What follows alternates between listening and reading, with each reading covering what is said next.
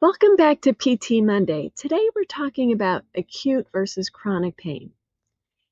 Pain isn't always the bad guy. In fact, it's one of the body's most intelligent alarm systems. But there's a big difference between acute pain, which helps you heal, and chronic pain, which keeps you stuck in a cycle of inflammation and breakdown. And here's what most people don't realize. Even if your pain is in one joint or one spot, the problem often starts somewhere else entirely, in your metabolism. So let's start with the basics. Acute pain, usually it lasts 0 to 72 hours. That's how we define it in physical therapy. Acute pain is protective. It tells you to stop, rest, and heal.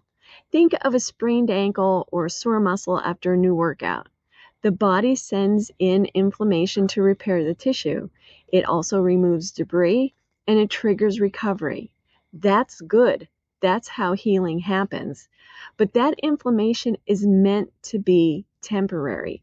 When it doesn't shut off, it becomes chronic. And we usually say anything over 21 days is then considered chronic pain. And that's when things start to go wrong. The same immune response that once helped you heal starts damaging tissues. It's irritating the nerves and it's slowing down repair. And here's where it gets deeper.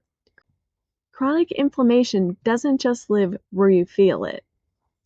It can become systemic, and instead of just that ankle, it's happening in different areas of your body.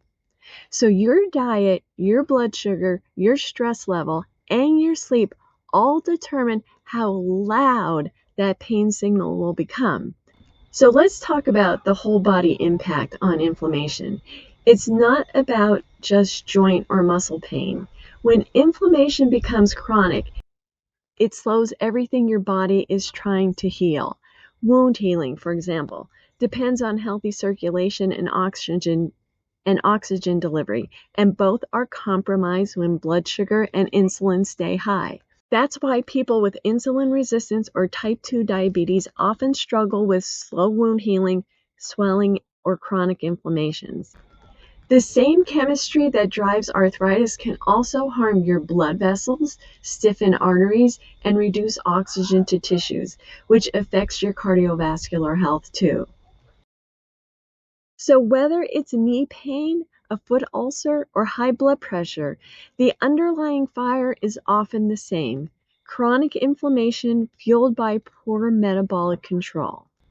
This is why low-carb, keto, and carnivore diets help so many inflammatory conditions like arthritis, bursitis, tendinitis, neuropathy, and even cardiovascular issues.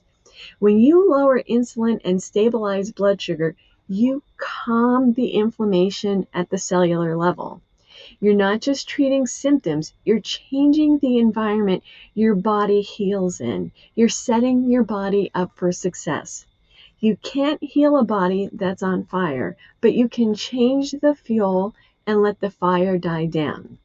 So the next time you reach for an anti-inflammatory, ask yourself, am I trying to silence the alarm or fix the reason it's going off? Because pain is information. Acute pain says, protect this. Chronic pain says, change something. And that change often starts on your plate.